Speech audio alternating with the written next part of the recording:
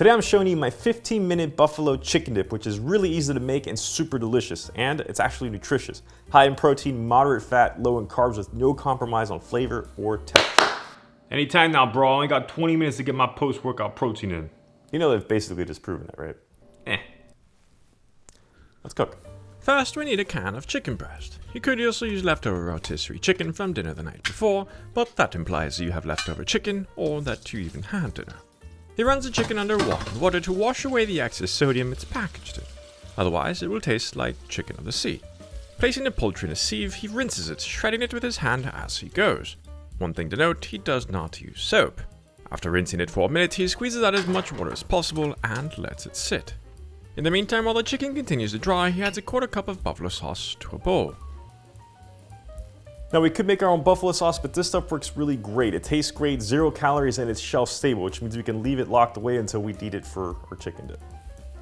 Then he adds a half teaspoon of cayenne pepper, optional of course, a half teaspoon of garlic powder, and a half to 1 teaspoon of pepper of the black. I like black pepper. And by liking black pepper, he means copious amounts. He adds cream cheese and then some blue cheese. I hate blue cheese. Alright, Ain't you got something else you can throw in there? use ranch. And so, ranch it is. 1 teaspoon of ranch powder into the bowl it goes. Then he adds some non-fat Greek yogurt, 3 ounces to be exact, and mixes.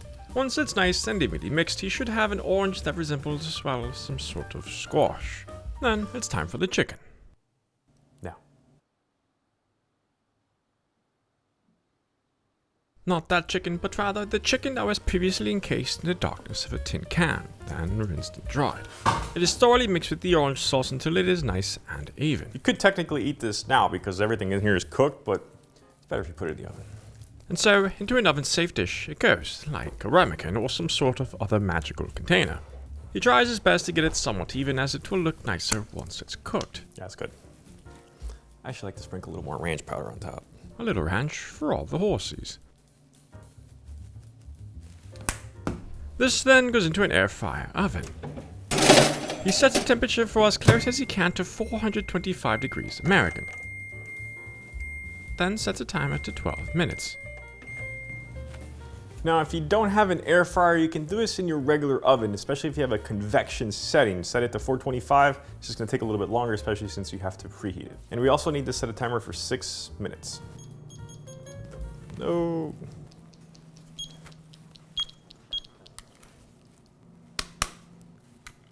Battery died. Set timer 6 minutes. Phone always works. Now the reason we're setting a timer for 6 minutes is because we want to top it with some mozzarella cheese. This is going to give that nice crispy crust, whereas if we put it in now, it would literally burn and not the good burn. In the meantime, let's prepare our dipping mechanisms and answer some questions. Because it's time for questions from the future. You have questions, I have answers. So before we even get into it, what can we actually eat this chicken dip with? It's so fast to make. I love making it for lunch or dinner with a nice salad, and it works really, really well. Besides that, we also have some for the people who are not necessarily trying to be healthy. We can do tortilla chips, because who doesn't like tortilla chips? This is gonna give that nice crunch that you always want with a dip. The other thing we can use is also pork rinds. This is gonna be your keto low carb version, but you have to be wary of it because it is somewhat high in calories. You also wanna make sure you get some high flat ones. Something like this one works really, really well. Just make sure you use pork skins and not cracklings. I'm making a mess over here. Last but not least is my favorite, which is the low calorie, actually negative calorie, crunchy veggie that no one's gonna complain about. Celery, because everybody eats it with buffalo chicken dip or buffalo wings. Now this celery is not that pretty, so we're just gonna cut it up into small pieces. Ideally enough to dip.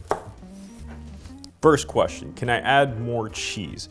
Yes, you can add more cheese. You can add more cheese into the actual mixture, but I find it just ups the calories, and the smoothness and creaminess of this level is just right. Do I have to use pre-shredded cheese, or can I shred my own? If you shred your own, you're gonna have lower carbs in it because you're not gonna put that starch onto it that they do when they process it, so I like to shred my own. Can I add blue cheese?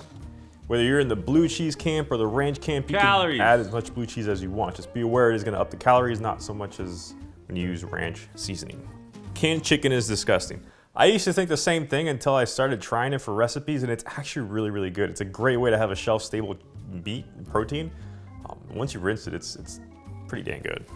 Can I just use Greek yogurt instead of the cream cheese? Yes, the one thing that the cream cheese brings in is a little bit of that guar gum, which will kind of combine things a little bit, and a little bit of that fat. But you can use all Greek yogurt, just add a little sprinkle, a tiny, tiny bit of guar gum, and it'll give that nice texture. Why put it into a ramekin? Ramekins are oven safe. They're not gonna crack, they're not gonna anything, and they're great for all sorts of things. Do I have to use chicken? I don't think so, but I don't particularly like tuna, so I haven't tried that. I don't want to use that fake buffalo sauce. Can I use my own? Yes, you can use your own buffalo sauce. You can use my buffalo sauce recipe. The only thing is if you're making it at the time of the chicken dip, it's gonna take more time, whereas something that's prepackaged is shelf stable, and you can pull it out whenever you want. Now it's time for the cheese. This has been Questions from the Future.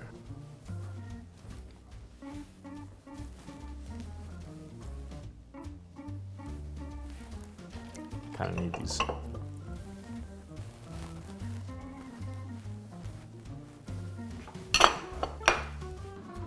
At the 6-minute mark, we're halfway into the cooking time. He removes the dish and adds 1 to 2 ounces of shredded mozzarella. One could also use a cheese such as Fontina or Havarti, as they are also great melting cheeses.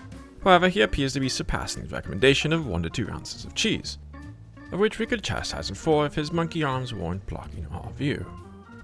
Then back into the oven for the remainder 6 minutes.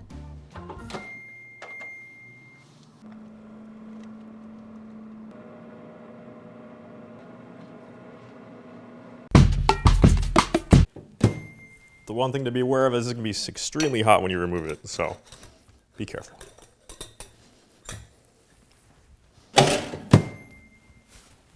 Let it cool for a hot second before you eat it, because otherwise it's just straight lava. And it's not overly burnt, but it's gonna be just the right amount of crunch. But let it cool, otherwise it's gonna be stupid hot. I know, it's tempting. Crunchy.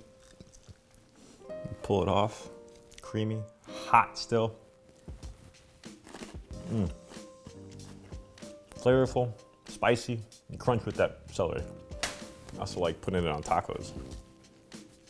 A little crunch.